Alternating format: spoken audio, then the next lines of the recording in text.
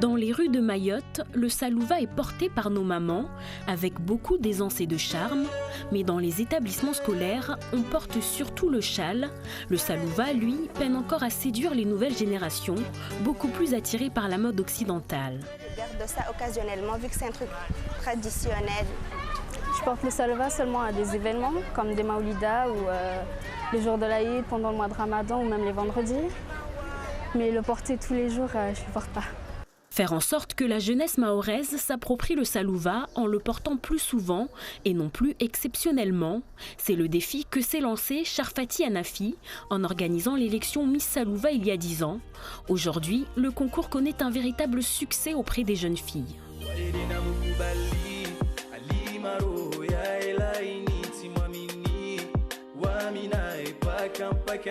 J'ai choisi les jeunes filles pour présenter cette tenue traditionnelle parce que, comme on voit, avant c'était nos mamans, nos grand-mères qui portaient cette tenue. Mais au jour d'aujourd'hui, la jeune génération perd cette habitude. On habille nos filles à travers plusieurs types de salouva. Donc on a le number one, on a le mégaline, on a aussi le broderie. Mais auparavant, il y avait d'autres modèles qui existaient. Une de mes meilleures amies, Tambati, pourrait peut-être nous aider là-dessus.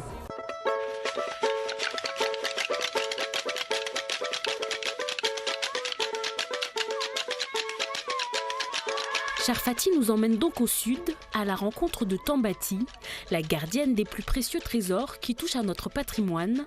Nostalgique, elle ressort pour nous quelques modèles qui ont précédé le salouva et qu'elle a amoureusement gardés. Le salouva, c'était l'habillement de tous les jours. Vous avez le souk-souk et le djawar, c'est depuis les années 60. Parce que quand tu le touches comme ça fait souk-souk-souk. Souk, souk, souk. Djawar, ça veut dire le bord là, c'est joli et ça brille. Et ça, c'est le salouva, là, kunguru. Kunguru parce que c'est encore le motif de carreau, là, ça s'appelle en chimaoré kunguru. Et on le faisait salouva et kichal. Salouva, cette Mananyuni là, elle était très très populaire, Mananyuni. C'était très populaire et jusqu'à aujourd'hui, les gens ils aiment cette tissu. Ça, c'est depuis les années 80 jusqu'à aujourd'hui. Le haut de salouva, c'était des hauts de peupline.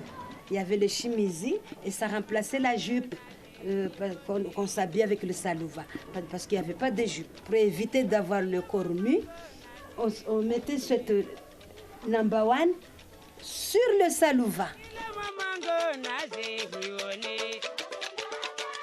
Depuis les années 2000, le salouva a pris une toute autre ampleur. La femme mahoraise le veut épais, orné de motifs et n'hésite pas à débourser plus de 100 € pour attirer les regards au Mazaraka. Avec une saison des mariages qui ne s'arrête plus, ce sont les vendeuses qui se frottent les mains. Elles sont à l'affût des nouvelles tendances. Avant, il y avait les salouva broderies simples, mais là, en plus, l'avantage, c'est qu'il y a les points. Parce qu'il y avait les simples, puis ils sont passés avec les motifs, avec les petites pierres. Et par la suite, c'est passé en modèle 2 pièces, comme celui-là. Donc, pourquoi est-ce qu'on appelle 2 pièces?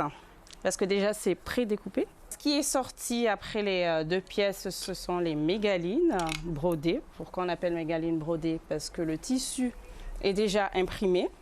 C'est un tissu imprimé et on pose les broderies par-dessus. Et la dernière tendance, ce sont les 2 pièces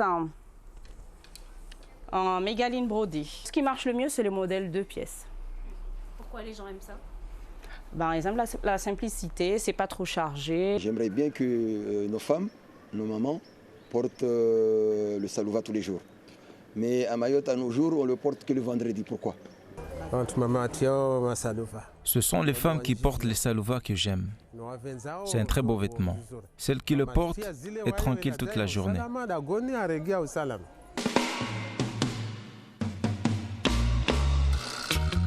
Autre mode qui a émergé ces dernières années, le salouva revisité, voire déstructuré.